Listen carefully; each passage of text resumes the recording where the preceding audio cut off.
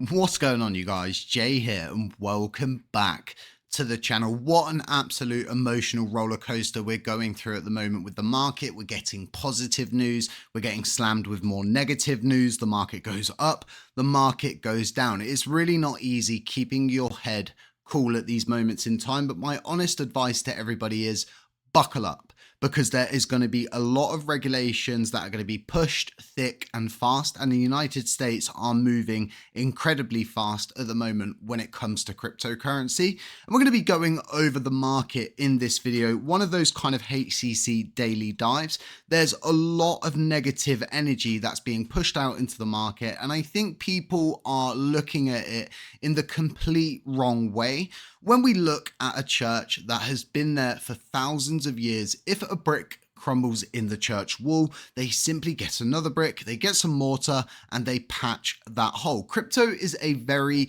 competitive environment, and for every person, product, coin, meme coin that falls, there is another product, L2 protocol or whatever, to replace it as we're going forward. And that competitiveness is really going to help us as we see some of these bigger contenders fall. You're probably familiar at this point with the concept that I've always spoken about, that eventually there's probably going to be about 20 cryptocurrencies available, maybe 5 or 6 stable coins that are available. And we're going to go through what will be a huge choke point where they bring in regulations thick and fast, and they start to remove different stable assets, different coins, different classifications, and we start to get a more refined product. And if this is something that you're not on board with, you should probably exit crypto at this point, because like I said, it's going to be an emotional roller coaster over the next few months as the entire sector starts to shift to a more professional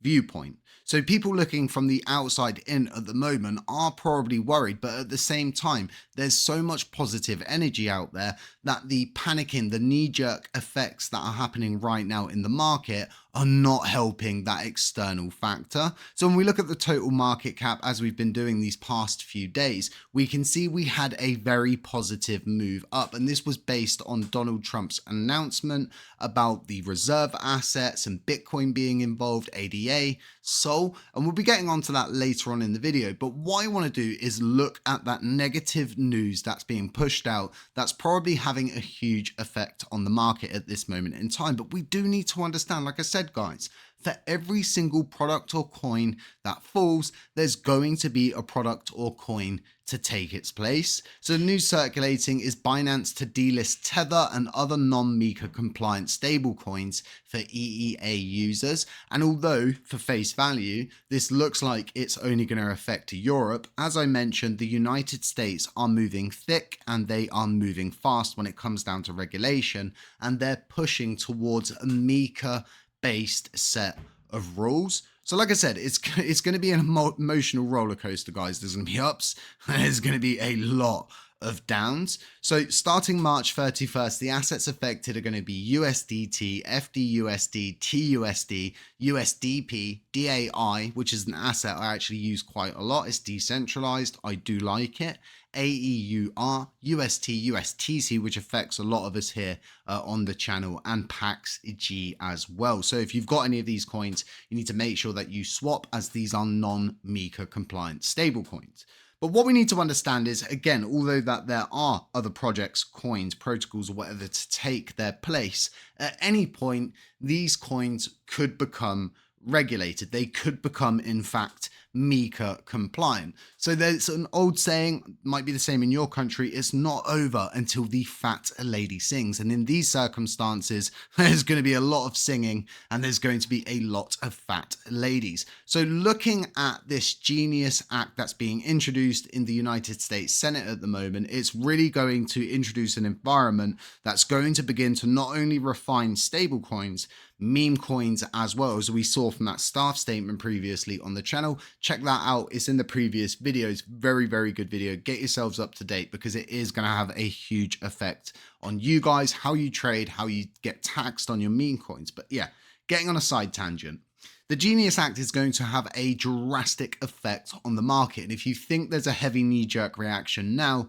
with Binance simply delisting some of these bigger and smaller stablecoin assets that don't comply with these MiCA regulations, then honestly, the knee-jerk reaction from this is going to be huge, because when you actually you talk to an artificial intelligence like Grok, ChatGPT, you really get down to the nitty-gritty, there are not many coins that are able to not only comply with MiCA, but also comply with this Genius Act. That's probably going to be getting brought into the regulatory landscape within the next, I think I calculated at around 94, 95 days. It could happen anytime between now and then. It might be later. It could be tomorrow. We just don't know. But there's a lot of positive energy in the United States when it comes to cryptocurrency. So again, if you're not prepared for some of these bigger downs where you're going to be able to really get coins for cheap, you're going to be able to get a lot more gains, then you should probably exit the market now, because these regulations are going to be coming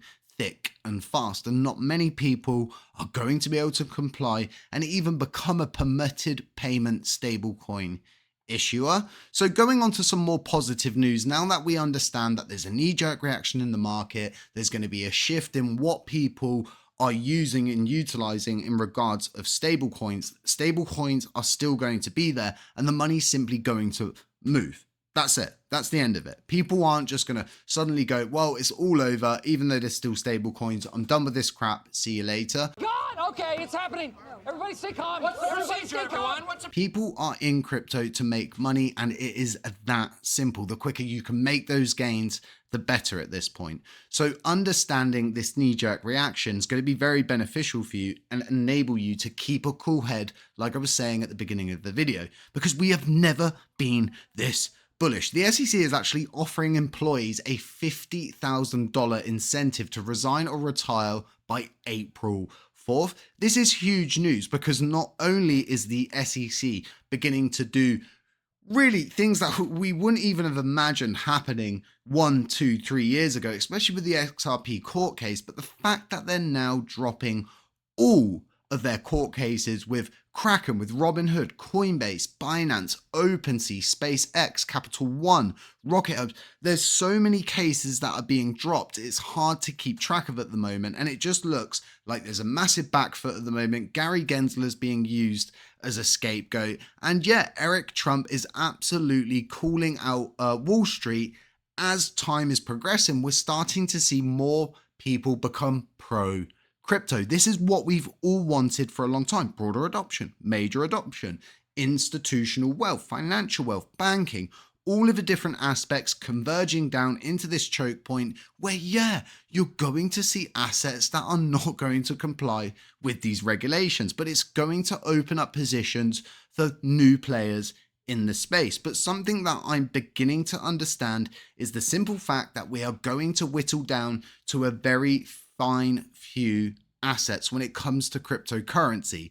And Donald Trump's recent news with the strategic crypto reserves starts to give us a broader picture of some of the assets that could be put into that category, not even being blue chip assets, but these golden assets that are really going to reign over time. They're going to be here in 20, 30, 40, 50 years to come. And that's Bitcoin, Ethereum, XRP, Solana, Cardano's ADA. I think we're going to see a few more assets that go into these strategic reserves. And I think different states are probably going to have the option of what they would like to see in the reserve. So again, don't count other coins out at this point, and don't say to yourself, well, all other assets are junk, everything else is done, and this convergence is going to happen in a matter of weeks. This is going to take a significant amount of time, and we're trying to get people who simply don't understand crypto to understand crypto, to understand that, well, if you do begin to put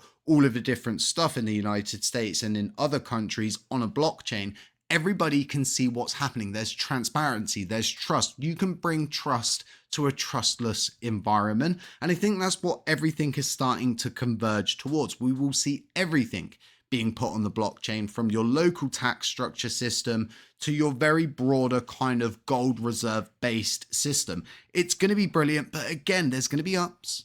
There's going to be downs. So with this stablecoin palaver, as we would say in the UK, I really think it's opening up the door for RLUSD and XRP as a product entirely, because what they seem to be doing is regulating themselves perfectly for not only Mika, but also this Genius Stablecoin Act. And it's like, well, hang on a minute, not many coins fit the bracket, but again, XRP, RLUSD are falling in to those brackets. And this says to me that my dollar cost averaging into XRP over the past 3 years is one of the best bets I've probably made as a crypto investor. And I know a lot of you here have been with the channel for a long time. So you've probably yourselves maybe dollar cost averaging into XRP as I was. You're probably feeling the buzz, the momentum, the positivity that is here in the market. Again, we're living in unprecedented times. So they have minted even more RLUSD. And this is an article from March 1st. So it's pretty recent. And this again tells us that they're steaming ahead.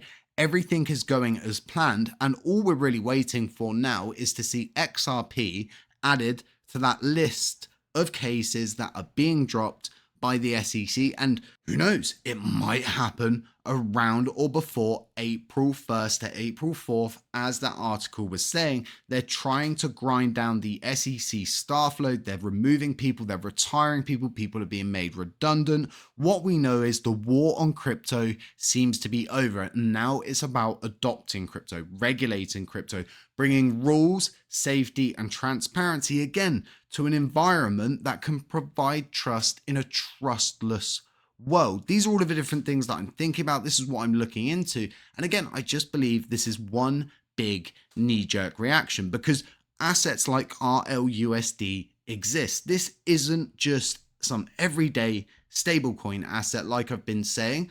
The real kind of final answer on my point of view when it comes down to RLUSD, how it's been structured to comply with not only Mika, but also this Genius Act, it's interesting. One might say it's a bit of a conspiracy theory because, again, how do you get everybody, not only in the United States, but the entire world, to know what XRP is?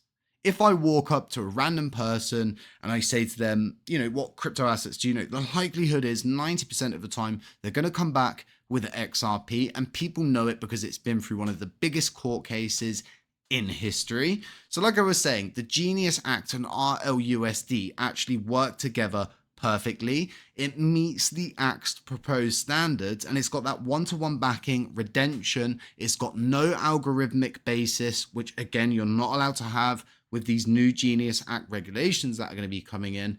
And it could qualify as a permitted issuer under those regulations or for future federal approval. And yeah, from my point of view, this is really bullish because, again, there's a brick called RLUSD that's probably there ready to replace all of these stable assets. How many stable assets do we really need in the end? You tell me. Let me know in the comment section what you think. How many stable assets are going to exist 1, 2, 3, 4, 5 years from now?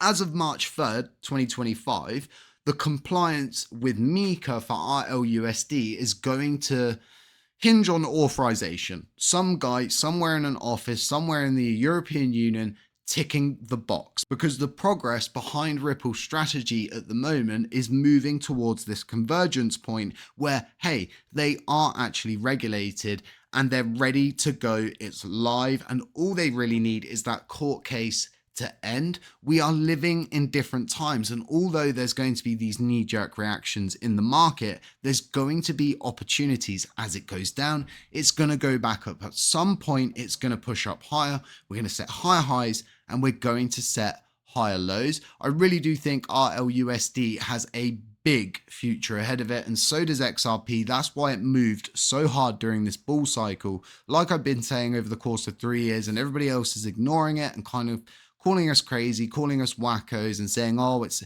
a stable coin, it's never going to go anywhere. Well, we had the last laugh here on the channel, and that does feel nice. So again, I'm very positive at the moment with everything that's going on, and I'm just going to be riding this emotional roller coaster, keeping my head cool, keeping myself up to date, and trying to better understand the market as it's changing, as it's developing, and this new regulatory landscape rolls in. We need to ensure we know the ins and we know the outs, especially with something like Project Remedy, which we've been developing for the past couple of months. It's going to be launching around April 1st to April 10th. So keep an eye out for that. It's going to be huge for the Terra Classic sector, and it's a tool that does not exist inside the Cosmos. In fact, it's 2 tools. So do keep an eye out for that. If you're not part of the Terra Classic community, do check it out. Maybe you're just a new viewer here, you have no idea what we're talking about, but you got some good information about the overall market. Guys, I'll keep you up to date. Stay safe, stay humble, stay aware, and as always,